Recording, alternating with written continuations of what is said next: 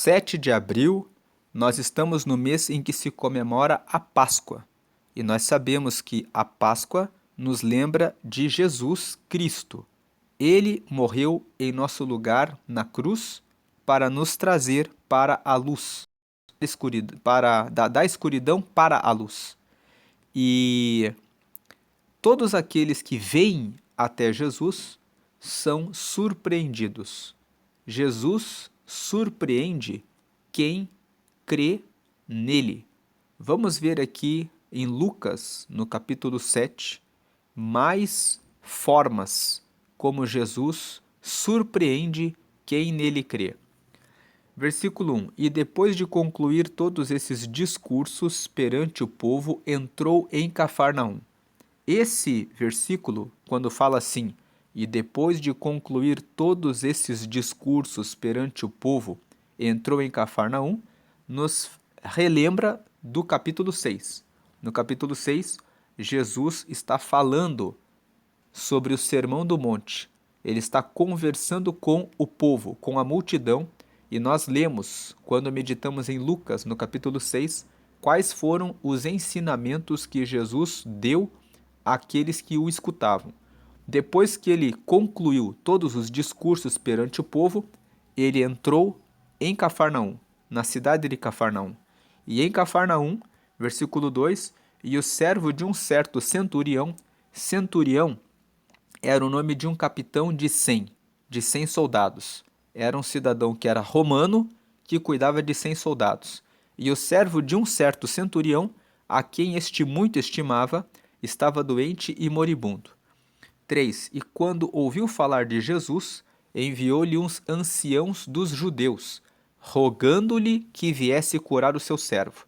Então nós vemos aqui a história. O centurião era romano, era capitão de 100 soldados, ele tinha um servo, um empregado, que ele estimava muito, e esse empregado que ele estimava muito ficou doente.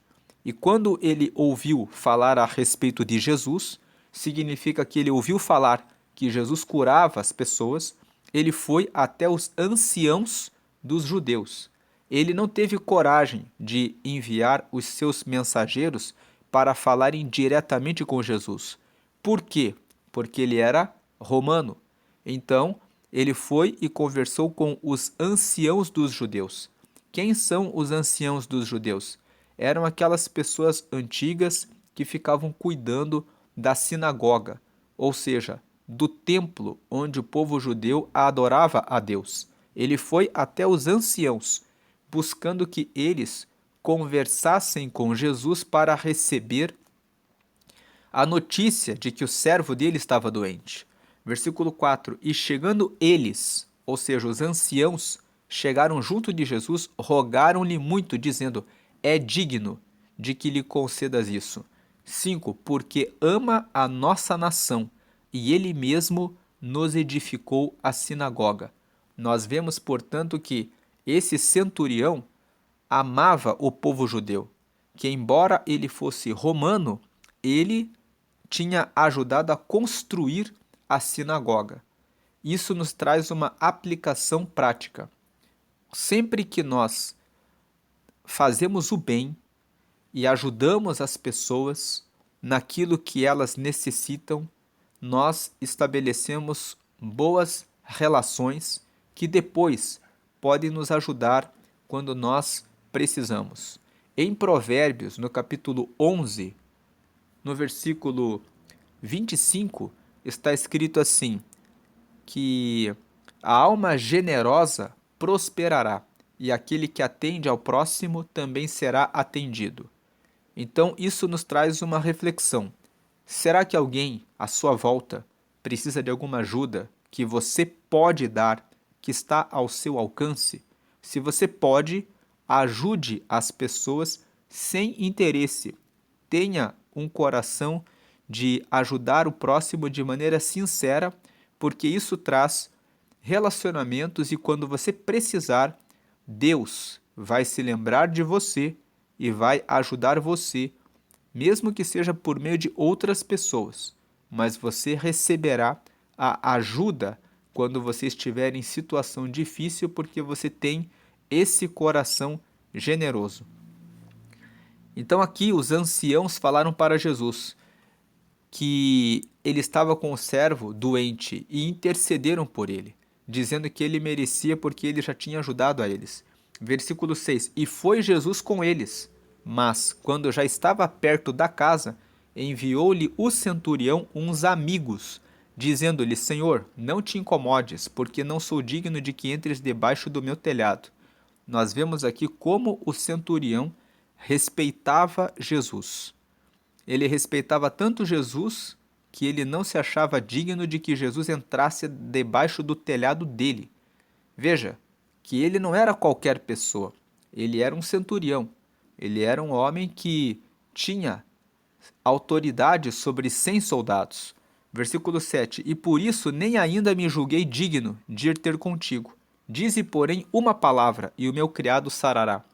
Veja que esse centurião fala: nem pelo fato de eu ser um centurião me fez achar que eu me julguei digno de ir contigo. Diga uma palavra e o meu criado sarará. 8. Porque também eu sou homem sujeito à autoridade, e tenho soldados sob o meu poder, e digo a este, vai, e ele vai, e a outro, vem, e ele vem, e ao meu servo, faze isto, e ele o faz. Versículo 9.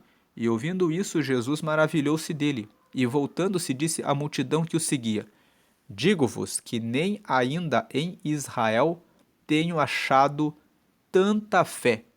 Jesus ficou surpreso com a fé desse centurião.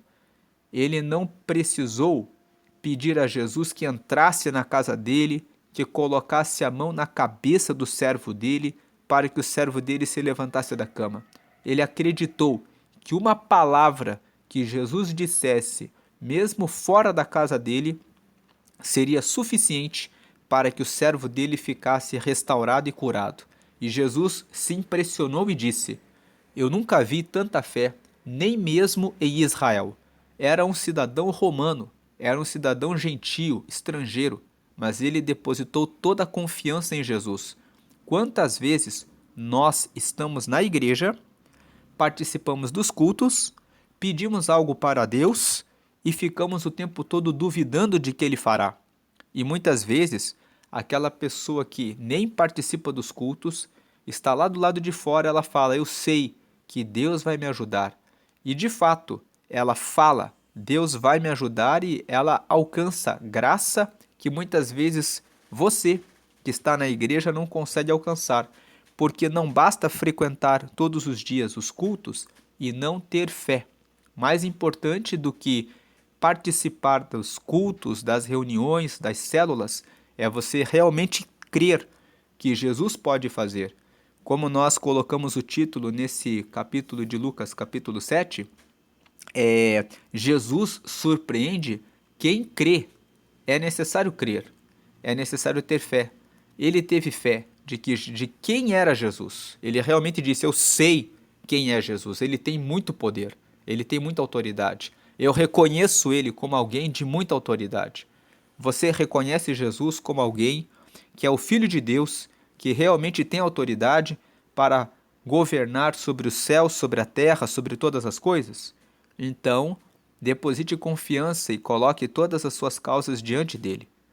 Mas com fé, porque sem fé, quem não tem fé não recebe aquilo que pede. Tiago, no capítulo 1, no versículo 3, 4 e 5, nos fala: se você tem falta de sabedoria, se alguém tem falta de sabedoria, peça a Deus, que a todos dá liberalmente. Peça-a, porém, com fé, em nada duvidando, porque aquele que pede sem fé, não pense que receberá alguma coisa de Deus. Porque é como a onda do mar, que vai e vem, e não tem constância, confiança, não tem fé, não crê realmente aquilo que Deus pode fazer. Versículo 10: E voltando para casa, os que foram enviados acharam são o servo enfermo. Então, quando os amigos daquele centurião voltaram para casa, o servo já estava curado. Em outras palavras, Jesus disse uma palavra e a cura aconteceu. Essa é a primeira história de Lucas no capítulo 7. Nós aprendemos com essa história que muitas vezes Pessoas que estão fora da igreja têm mais fé do que aqueles que estão dentro da igreja, que muitas vezes pedem, pedem, pedem e não acreditam que realmente Jesus os atenderá e responderá à sua oração. É necessário ter fé e que em Jesus, que ele realmente é o Filho de Deus e pode todas as coisas. Versículo 11, nós vamos começar a ver a segunda história. A segunda história nos fala sobre a ressurreição do filho da viúva de Naim. Veja aqui o versículo 11. E aconteceu pouco depois que ele falou que o servo do centurião fosse curado, ele foi para uma cidade chamada Naim, e com ele iam muitos dos seus discípulos e uma grande multidão. 12. E quando chegou perto da porta da cidade, eis que levavam um defunto, filho único de sua mãe, que era viúva, e com ela ia uma grande multidão da cidade. Uma atenção aqui é que a mulher era viúva, então ela não tinha marido que a sustentasse. Ela tinha um filho único. Provavelmente esse filho era responsável pelos trabalhos para ajudar a sua mãe. Talvez esse filho fosse a única esperança dela para o sustento da casa. E se ainda não era o arrimo, o apoio dessa mulher, certamente era a única garantia sobre o seu futuro. Então, quando uma mulher que já não tem um esposo perde o seu filho único, que é a sua esperança, nós vemos que a situação dela era de muita angústia. Versículo 13: E vendo-a, o Senhor moveu-se de íntima compaixão por ela e disse-lhe: Não chores. Versículo 14: E chegando-se tocou o esquife, e os que o levavam pararam e disse: Jovem, eu te digo, levanta-te. Versículo 15: E o defunto assentou-se e começou a falar, e entregou-o à sua mãe. 16: E de todos se apoderou o temor. Temor significa respeito. Apoderados pelo respeito, glorificavam a Deus, dizendo: Um grande profeta se levantou entre nós e Deus visitou o seu povo. Nessa segunda história, versículo 17: E correu dele esta fama por toda a Judéia e por toda a terra circunvizinha. Nessa segunda história, ao contrário da primeira, na primeira história, o centurião foi atrás de Jesus. Ele sabia que Jesus poderia restaurar a saúde do seu servo. Então ele falou com os anciãos para que falassem com Jesus. Quando Jesus estava vindo, ele enviou os amigos para falarem para Jesus que ele não precisava entrar na casa dele e era só lançar uma palavra. Ele teve uma fé para receber a cura. Nessa segunda história, nós vemos que acontece algo diferente. A mulher estava seguindo no enterro do seu filho. Em nenhum momento ela foi atrás de Jesus. Ela só se lamentava e chorava. Mas Jesus passou ao lado e viu o sofrimento dessa mulher. E ele, pela própria vontade soberana, foi até ela e disse: Mulher, não chores. Ele viu a dor, ele viu o choro, ele viu o sofrimento daquela mulher e ele se moveu de íntima compaixão e deu uma resposta para aquela mulher e ressuscitou aquele filho para restaurar a esperança daquela mulher. Quantas vezes conhecemos pessoas que nunca ouviram falar a respeito do poder de Jesus, mas elas começaram a chorar e começaram a sofrer tanto, e Jesus se compadece do céu e envia algum profeta, envia algum cristão para visitar aquela pessoa, para alcançar aquela pessoa. A aplicação prática desse texto é: quantas vezes eu e você, que conhecemos Jesus, e porque conhecemos Jesus, somos os representantes dele nessa terra, passamos por pessoas que nunca ouviram falar de Jesus, que sabem vagamente que poderiam ir a uma igreja, mas nunca entraram numa igreja. E de repente elas estão ali sofrendo, chorando e passando por muitas dificuldades. Cabe a mim e cabe a você, que conhece Jesus, ir até a pessoa e dizer: oi, nós estamos aqui em nome de Jesus e podemos dar socorro e auxílio para que você saia dessa situação. Venha conosco, porque o Senhor Jesus está trazendo a resposta para a sua vida hoje. Jesus, ele caminhava na terra e ele estava prestando atenção nos acontecimentos à volta. E quando ele via as pessoas que morriam e estavam sofrendo, ele estendia a mão para trazer a salvação. Ele surpreende quem nele crê.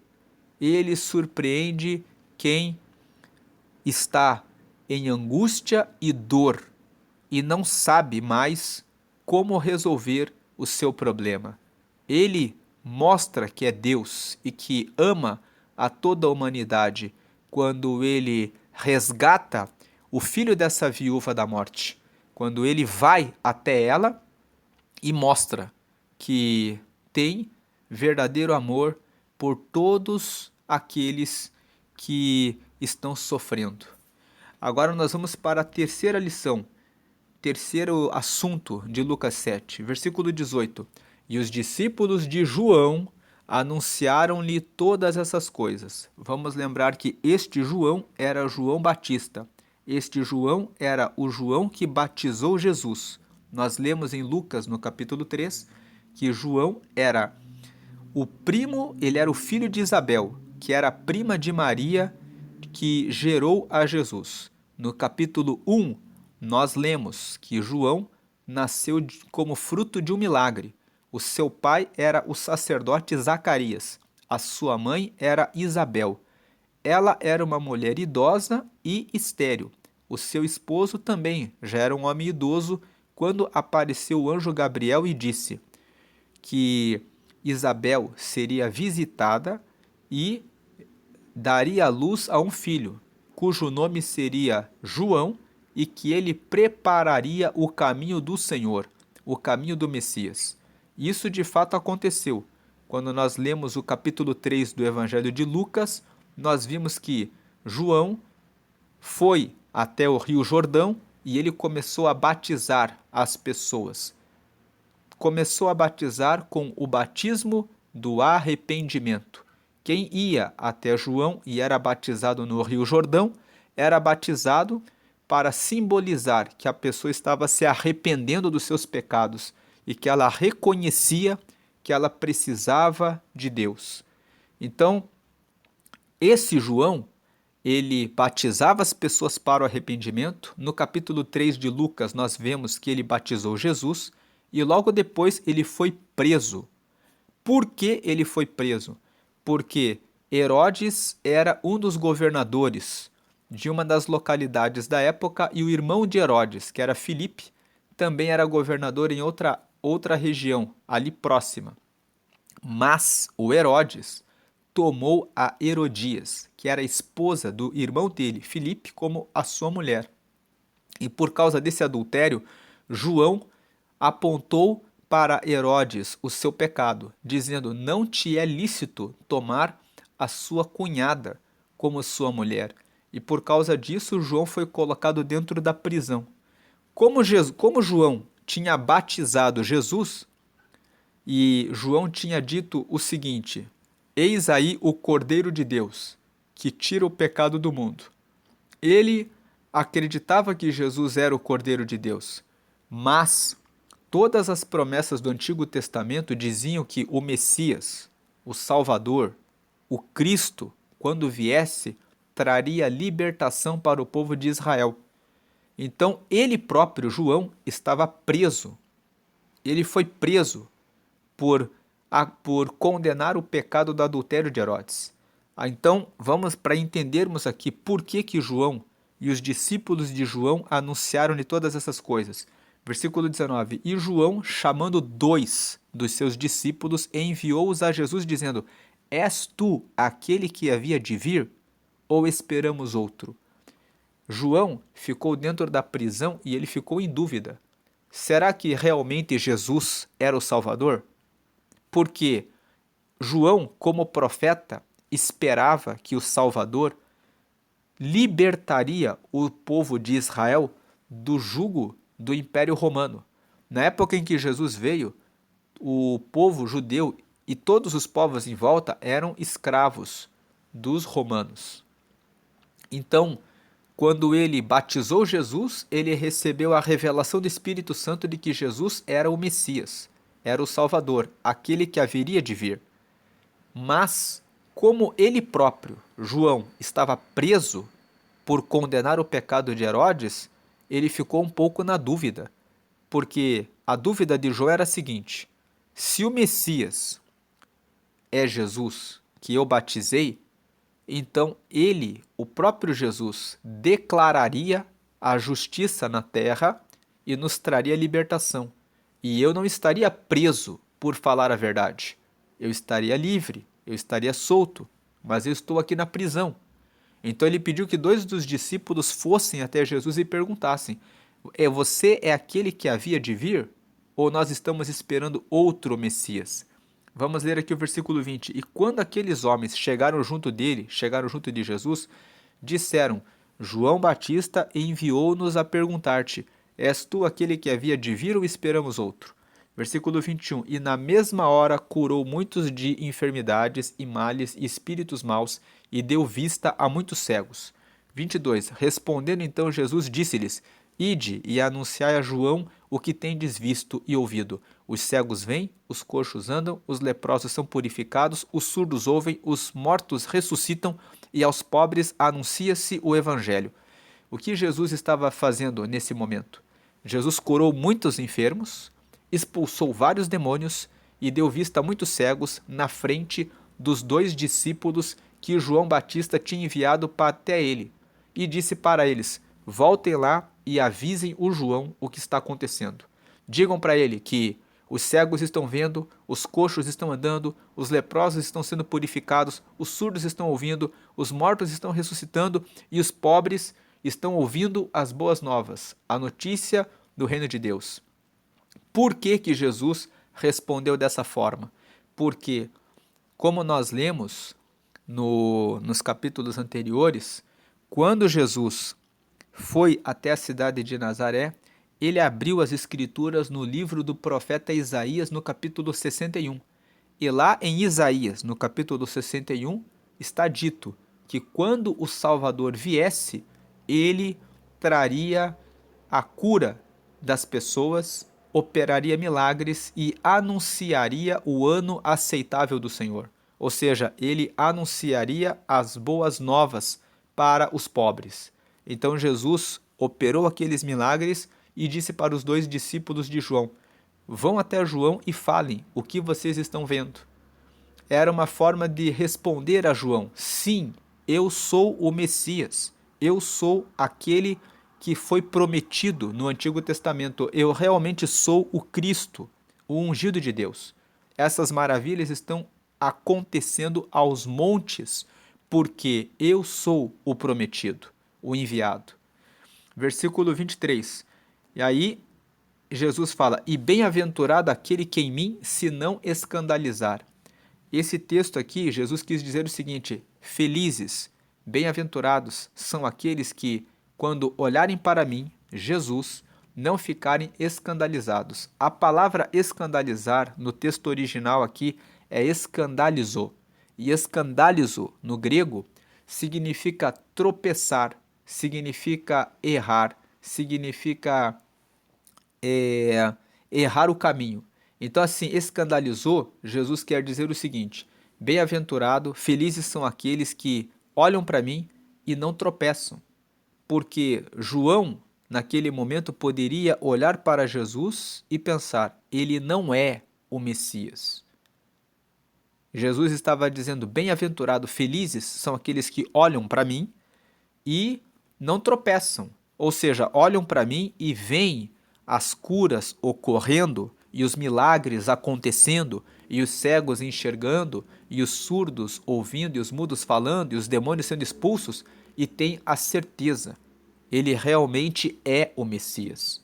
Bem-aventurado, felizes são aqueles que conseguem encontrar Jesus e reconhecer quem ele é, que ele é o Cordeiro de Deus, que ele é aquele que derrama salvação e dá acesso livre a Deus.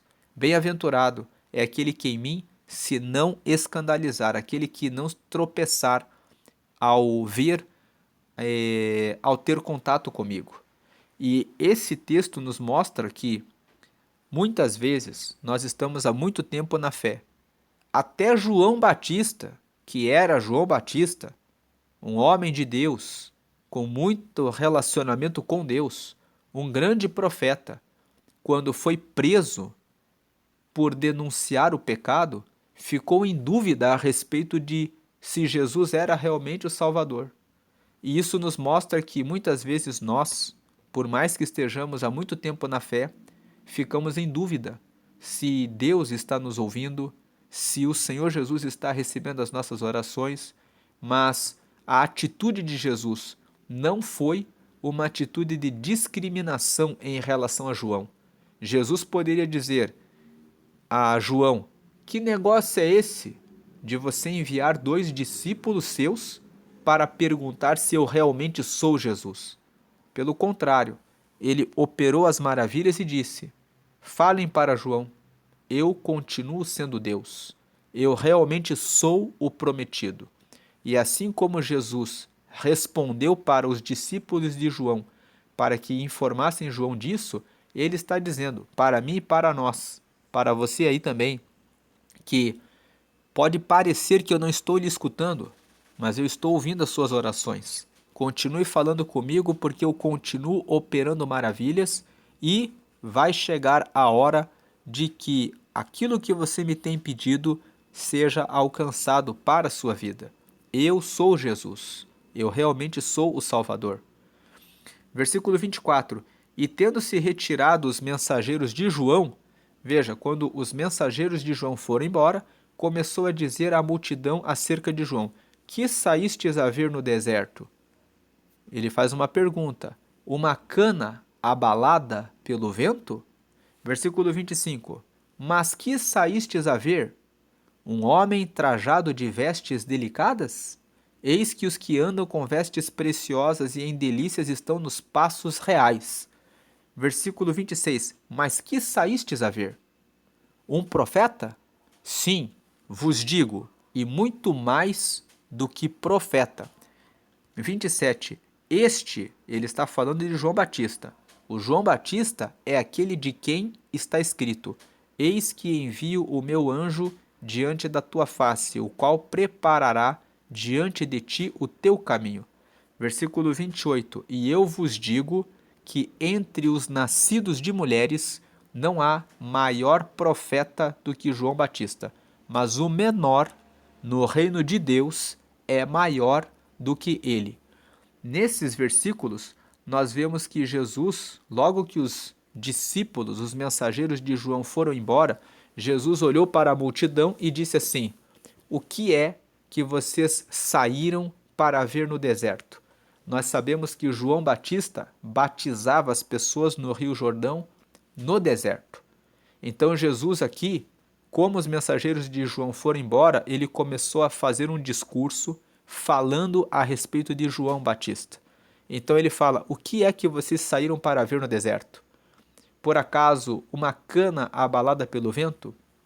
Naquela época havia muita cana, e as canas, quando começavam a brotar, elas eram muito leves. Então o vento chacoalhava a cana de um lado para o outro, de maneira muito fácil. Jesus estava dizendo para o povo o seguinte: vocês por acaso viram um homem fraco, covarde, que tem medo, como uma cana que é abalada pelo vento e fica se movendo de um lado para o outro? Jesus estava elogiando João Batista, dizendo: vocês foram no deserto para ver um homem fraco?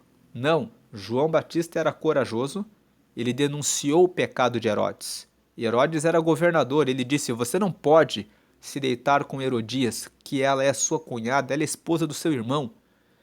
E quando nós lemos Lucas no capítulo 3, ele falava para os fariseus e para os doutores da lei: não pensem que vocês são os filhos de Abraão, porque se Deus quiser, ele pode suscitar no meio dessas pedras filhos de Abraão. Arrependam-se dos vossos pecados. Nós lemos isso em Lucas no capítulo 3. Ele proclamava com força, com coragem, sem nenhum medo, a palavra que ele recebeu de Deus para que ele pregasse. Então Jesus aqui está perguntando para o povo: o que vocês saíram para ver no deserto? Vocês foram ver uma cana abalada pelo vento? Não. Aí o versículo 25: mas o que vocês saíram para ver? Um homem trajado de vestes delicadas? Eis que os que andam com vestes preciosas e em delícias estão nos passos reais. Jesus estava dizendo, ele era uma dessas pessoas que exerce algum tipo de poder em algum palácio, que usa roupas delicadas, que é cheio de não me toque? Não. As pessoas que se vestem assim estão lá nos palácios. Ele não estava no palácio, ele estava no deserto, cumprindo a missão e o propósito que Deus tinha para a vida dele. Aí ele ainda pergunta, mas o que vocês saíram para ver? Um profeta? Agora sim, Jesus fala, ele era um profeta. Ou seja, um profeta é alguém que entrega o recado de Deus. Ele era o que entregava o recado de Deus. Sim, vos digo, e muito mais do que profeta. Agora Jesus exalta João Batista, dizendo que ele era muito mais que um profeta. Por quê? Versículo 27. Porque o João é aquele de quem está escrito: eis que envio o meu anjo diante da tua face, o qual preparará diante de ti o teu caminho. Lá, no livro do profeta Isaías, no capítulo 40, o profeta Isaías fala das características do Messias, do Salvador, que quando ele viesse, haveria alguém que viria antes dele e que anunciaria a respeito dele, que seria aquele que prepara o caminho dele. Nós lemos sobre isso em Lucas, no capítulo 3. Inclusive, o título que foi dado nesta série que nós estamos gravando de Lucas capítulo 3 é Preparem o caminho do Senhor, justamente porque João Batista veio e começou a batizar as pessoas no Rio Jordão e começou a dizer: arrependam-se dos pecados de vocês. João fez isso. E Jesus aqui está dizendo, esse João aí, ele é mais do que um profeta. Ele é aquela pessoa que o profeta Isaías declarou no capítulo 40 que viria antes de mim e prepararia o caminho para que eu viesse. Então ele é mais do que um profeta, porque ele é um profeta que veio preparar o meu caminho, o caminho do Messias, o caminho do Salvador. Então este é aquele de quem está escrito: eis que envio o meu anjo diante da tua face, o qual preparará diante de ti o teu caminho. Jesus fala a respeito de João, dizendo: ele é o anjo que foi profetizado no Antigo Testamento. Versículo 28. E eu vos digo, Jesus está completando sobre João Batista o seguinte, que entre os nascidos de mulheres não há maior profeta do que João Batista. Por que que Jesus disse que não existia nenhum profeta maior do que João Batista? Porque João Batista, todos os profetas, Isaías, Jeremias e Ezequiel, os profetas, falavam que o Messias viria. Mas o João Batista, ele foi o profeta que disse que o Messias viria e ele pôde ver o Messias na terra. Ele foi o profeta que entregou o recado de que o Salvador viria e ele batizou o Salvador. Ele é o maior profeta. Portanto, ele foi aquele que entregou a profecia, o recado de Deus, e ele viu o cumprimento. Então, não há maior profeta do que João Batista. Ele profetizou e, em vida, viu acontecer. Mas o menor no reino de Deus é maior do que ele. Quem é o menor no reino de Deus? Quem acessa o reino de Deus? Qualquer pessoa que aceita a Jesus.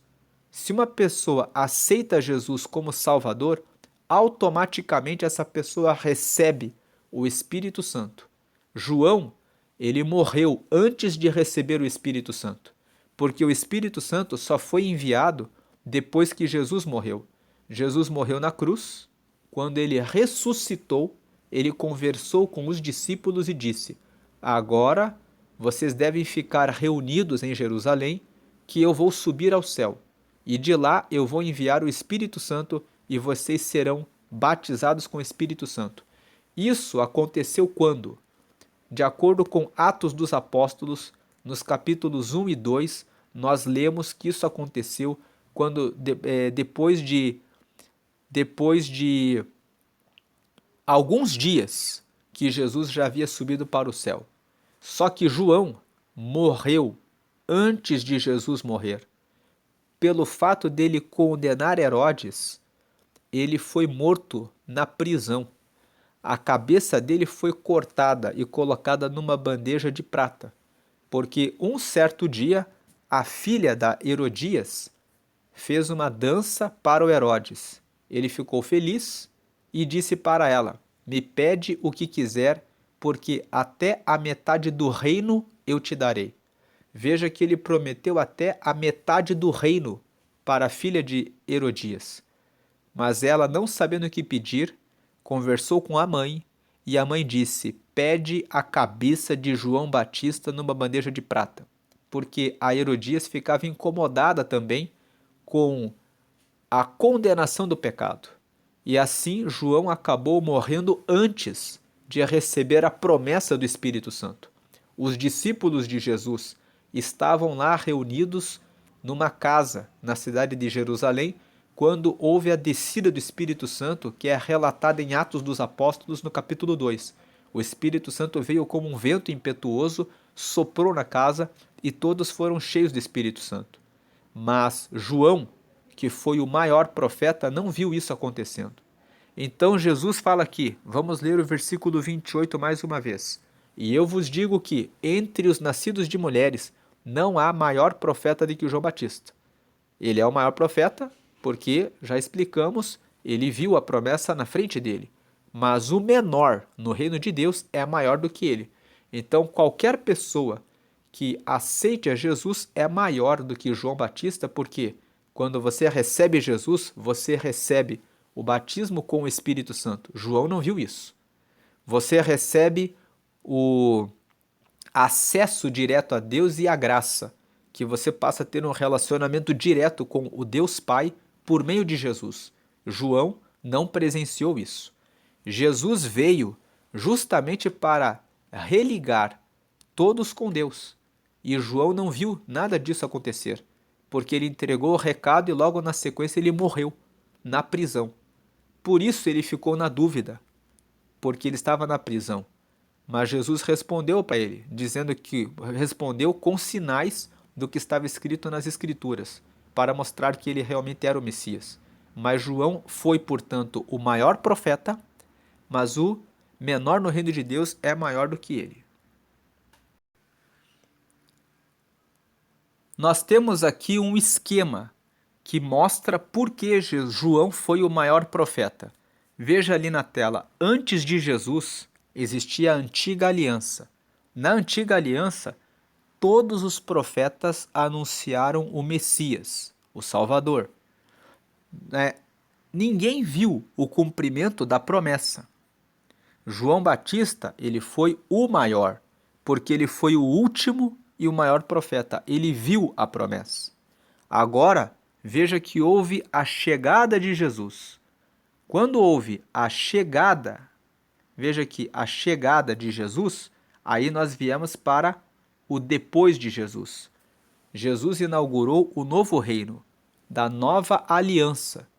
Jesus inaugura o reino de Deus na terra. Quando ele morre, todas as pessoas que aceitam a Jesus podem acessar o reino de Deus.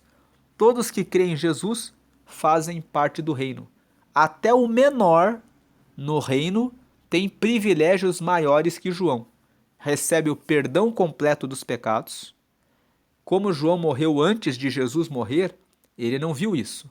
Só depois que Jesus morreu e ressuscitou, só depois que ele morreu, é que passamos a ter o perdão completo dos pecados. O Espírito Santo habitando dentro, a nova identidade de filho de Deus, todos aqueles que recebem Jesus são filhos de Deus e a vida eterna garantida. Tudo isso veio só depois de Jesus. Então, nós vemos aqui por esse esquema que antes de Jesus existia a antiga aliança. Todos os profetas anunciaram o Messias. Ninguém viu o cumprimento da promessa. Mas João Batista foi o maior porque ele foi o último e o maior profeta porque ele anunciou a chegada de Jesus. Prosseguindo, no versículo 29, e todo o povo que o ouviu e os publicanos, tendo sido batizados com o batismo de João, justificaram a Deus. Então, o que Jesus estava dizendo aqui no versículo 29?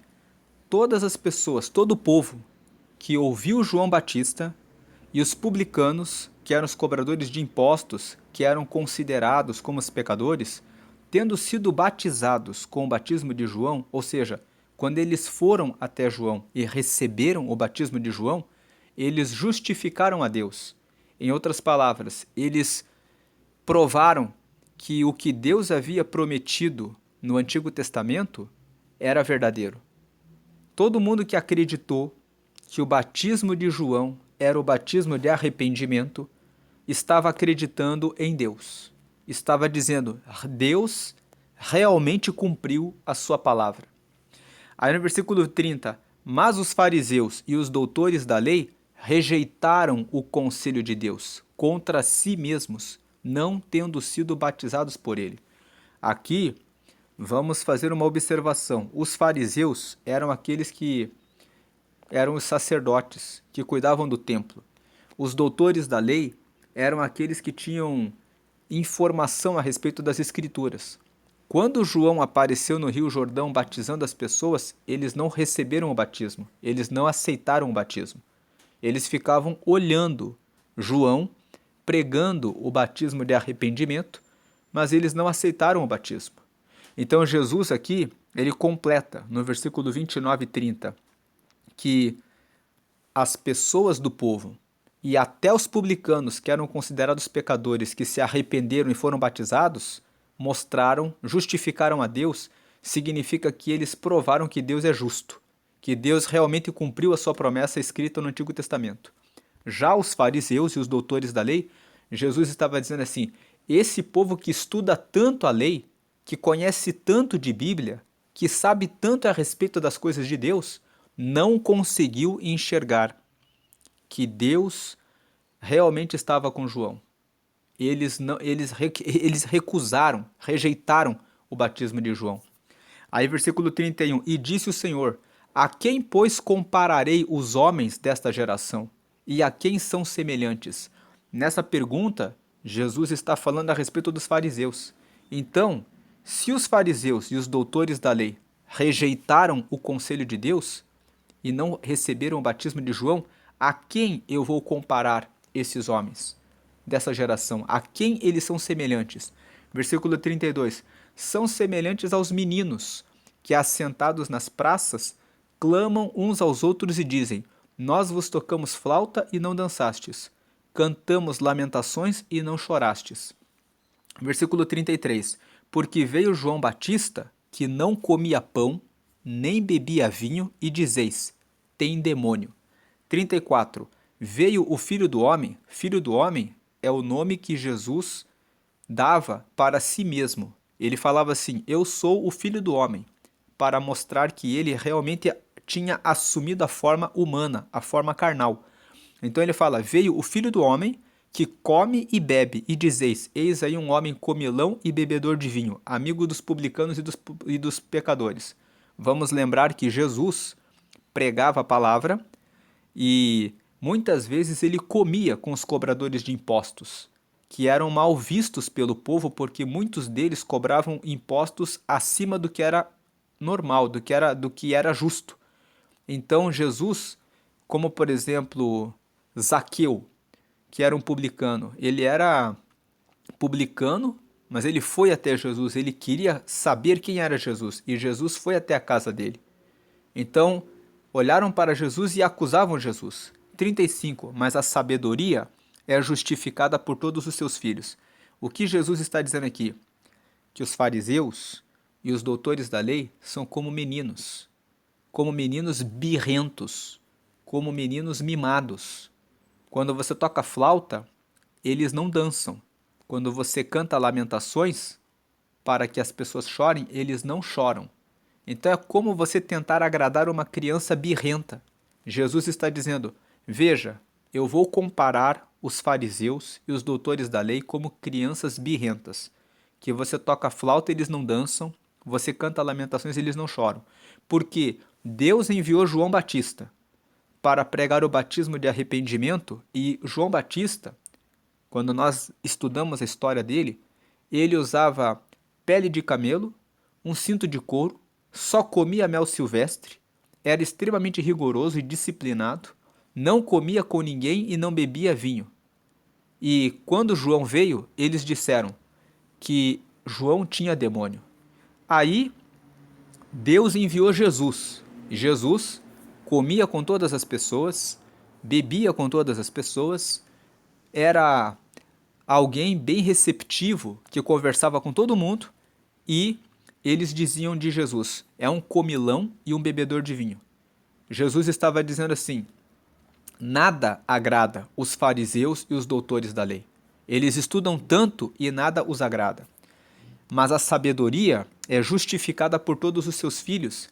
Jesus está dizendo assim: mas a sabedoria de Deus, o plano de Deus de derramar o arrependimento por João Batista e a salvação por meio de Jesus, é justificada por todos os seus filhos. Em outras palavras, todos os que são filhos de Deus e que recebem os milagres, que recebem a cura, que recebem as bênçãos de Deus, eles provam, eles mostram os resultados que realmente Jesus é o Filho de Deus. Então Jesus estava dizendo assim: eles são como meninos birrentos, não aceitam João Batista, não me aceitam também, mas a sabedoria, que é o plano de Deus, está provada, está justificada pelos filhos, por todos os filhos. Como, por exemplo, o centurião. Embora ele fosse romano, ele era um filho de Deus, porque ele creu em Jesus e ele recebeu a cura do seu servo. Como a viúva de Naim, que estava ali chorando e se lamentando, mas Jesus se compadeceu dela e ela recebeu o milagre da ressurreição do filho dela. Todos aqueles que são filhos e recebem os milagres justificam a sabedoria de Deus, revelando que Deus realmente é o dono da sabedoria. E que eles, que são os fariseus, os doutores da lei, que acham que sabem tanto, não sabem de nada.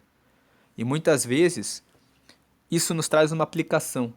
Pessoas que ficam anos e anos e anos na igreja, pessoas que estudam a Bíblia, mas não experimentam os milagres de Jesus, porque se julgam na sua arrogância, no seu orgulho, que são melhores do que o próximo.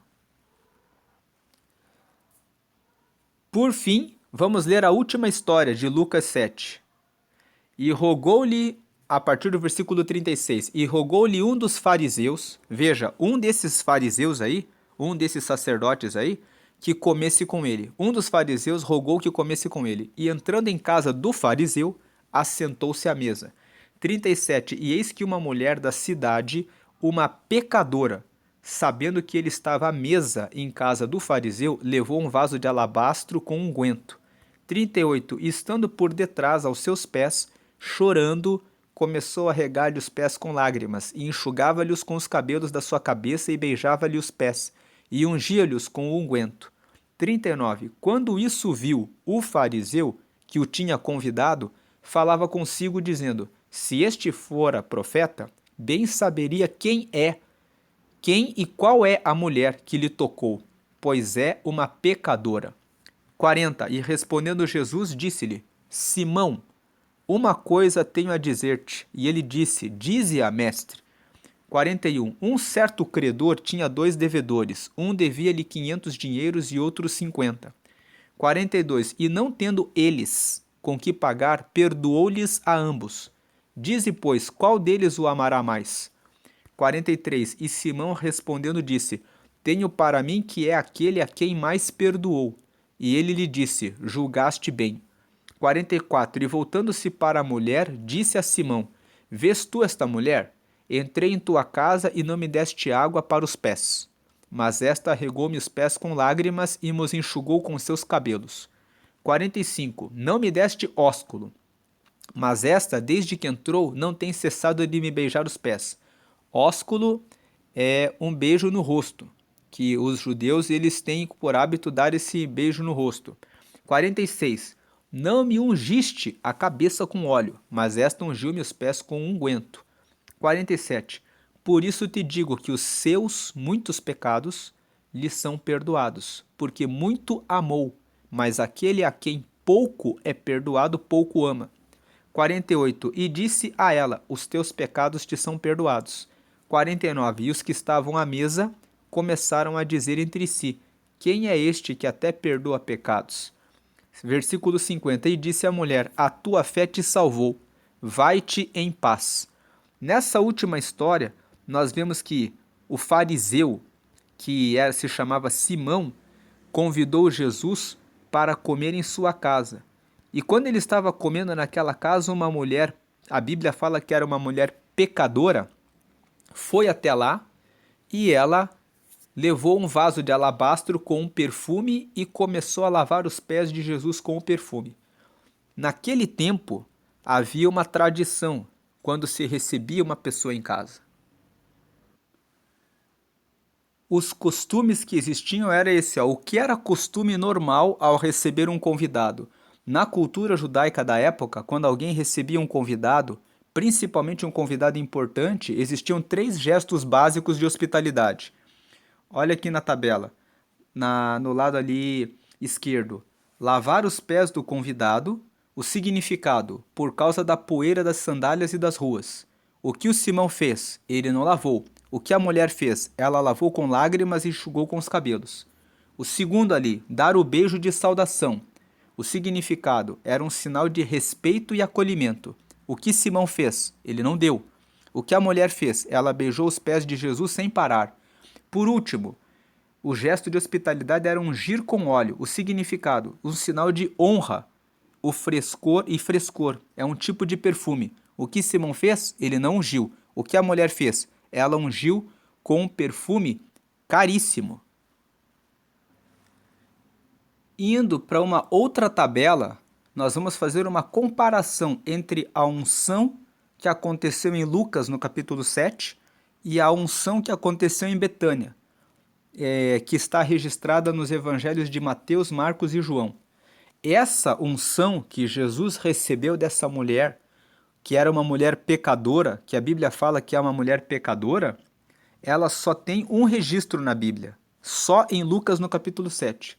Se você ler o Evangelho de Mateus, de Marcos e de João, em Mateus, aqui no capítulo 26, no versículo 6 a 13, Marcos, capítulo 14, versículo 3 a 9, e João, capítulo 12, versículos 1 a 8, você vê um outro relato de uma outra mulher que também ungiu a Jesus. Mas essa mulher que está registrada nos evangelhos de Mateus, Marcos e João é a mesma, e foi Maria, irmã de Lázaro. Ela também ungiu a Jesus com um perfume que custava 300 denários. Então nós vamos aqui, nessa tabela, fazer uma comparação entre as unções que Jesus recebeu dessas mulheres. Os detalhes. Primeiro, o local. Em Lucas, capítulo 7, versículo 36 a 50, essa mulher que ungiu Jesus provavelmente foi na Galileia. Quando você lê a Maria, que era irmã de Lázaro, quando ela ungiu Jesus na cidade de Betânia, que é uma cidade próxima de Jerusalém. Depois, na casa de quem? A unção que nós estamos lendo aconteceu na casa de Simão, o fariseu. Já a unção que Maria fez em Jesus, alguns dias antes dele morrer, aconteceu na casa de Simão, o leproso, quando Simão estava curado. Indo agora para a terceira linha. Quem era a mulher? A mulher foi identificada? Aqui em Lucas, no capítulo 7, nós não temos a identificação da mulher. A Bíblia só fala que ela era uma mulher pecadora. Já na passagem de Mateus, de Marcos e de João, houve a identificação da mulher. Era Maria, irmã de Marta e Lázaro. O que foi ungido?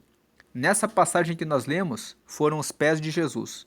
Na passagem em que Maria, irmã de Lázaro, unge Jesus, ela unge a cabeça, de acordo com o relato de Mateus e Marcos, e, de acordo com o relato de João, ela ungiu os pés de Jesus. O uso das lágrimas. Na passagem que nós lemos hoje de Lucas, no capítulo 7, sim, ela chorou aos pés de Jesus. Na passagem de Mateus, Marcos e João, que fala a respeito da unção que Jesus recebeu de Maria, irmã de Lázaro, não existe menção a lágrimas. Existe a reclamação foi de quem? Aqui, em Lucas 7, Jesus reclamou, a reclamação veio do fariseu. O fariseu olhou para a mulher pecadora e ficou julgando ela. Ficou julgando a mulher e ficou julgando Jesus. Ele olhava para Jesus e dizia: se ele fosse profeta, ele saberia quem que é essa mulher. E ele ficava olhando para a mulher porque a mulher era conhecida da cidade como uma mulher pecadora. Agora, aqui, no lado, a reclamação na passagem de Mateus, Marcos e João foi dos discípulos, principalmente Judas, por causa do desperdício, entre aspas. Nós sabemos que Judas reclamou quando Maria, irmã de Lázaro, quebrou aquele perfume para ungir a Jesus. O valor do perfume, nessa passagem que nós lemos hoje de Lucas 7, não existe menção do valor. Lá na passagem de Mateus, Marcos e João está escrito que o perfume valia cerca de 300 denários. João, capítulo 12, versículo 5. Para se ter uma ideia, o denário era o salário de um dia de serviço. Então o perfume era muito caro, porque equivalia a 300 dias de trabalho. Era como se você comprasse um perfume de quase um ano, somando o salário de um ano de trabalho. A ênfase do ensino. Aqui em Lucas, no capítulo 7, nós aprendemos sobre o perdão dos pecados e o amor gerado pelo perdão. Na história de Maria, nós aprendemos o amor sacrificial, a honra a Jesus. A Maria estava preparando Jesus para o sepultamento. Tempo do evento. Aqui que nós lemos em Lucas capítulo 7, esse evento aconteceu no início do ministério de Jesus. A unção de Maria foi nos últimos dias antes da cruz. E por último, o resultado final. Jesus perdoa a mulher e elogia o seu amor. E sobre Maria, Jesus defende Maria e diz que o seu gesto será lembrado em todo o mundo. Então, essa tabela faz a comparação do texto que nós estamos lendo hoje, que é Lucas capítulo 7, e com relação à unção que Maria de Betânia deu para Jesus dias antes dele morrer. Retomando o texto de Lucas no capítulo 7, nós vemos aqui nos últimos versículos o que foi que aconteceu, né? Que Jesus disse para Simão que ele não deu, que ele não lavou os pés de Jesus quando ele entrou na casa dele, ele não deu o beijo, que é uma tradição entre os judeus de beijar o visitante, e não ungiu a cabeça de Jesus com óleo. Em outras palavras, Simão não fez nem o mínimo da cortesia que era comum nos dias dele. Ele dizia que estava dando honra para Jesus, mas ele não deu nenhuma honra. Aquela mulher era uma mulher pecadora, mas ela entrou na casa e deu toda a honra a Jesus. E por causa disso, Jesus perdoou os pecados dela. Ele disse para ela: os teus pecados te são perdoados. Versículo 48. E daí os que estavam na mesa começaram a dizer: quem é ele que até perdoa os pecados? E disse para a mulher: a tua fé te salvou, vai-te em paz. Em outras palavras, Jesus disse: você creu em mim. E a mensagem de hoje é: Jesus surpreende quem crê nele. Se você crer nele, se nós cremos nele, nós receberemos a cura que o centurião recebeu para o seu servo, a ressurreição de projetos e planos que muitas vezes estão sepultados em razão das nossas dores e aflições. Receberemos também as respostas em meio às nossas dúvidas, se ele realmente é Deus, ele é realmente Deus. Mas o mais importante, porque todas essas coisas são coisas terrenas, e ele faz como sinais para mostrar que ele realmente é Deus. O mais importante de tudo é que nós somos pecadores. E o contexto dessa mulher ser pecadora, de acordo com os estudos, é muito provável que ela era uma prostituta.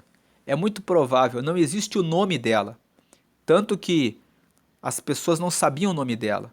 Quando uma pessoa é discriminada, quando ela é colocada ao lado para ser tratada com preconceito, as pessoas não dão nome para essas pessoas. Mas ela recebeu o perdão de Jesus. Jesus surpreende quem nele crê. Deus abençoe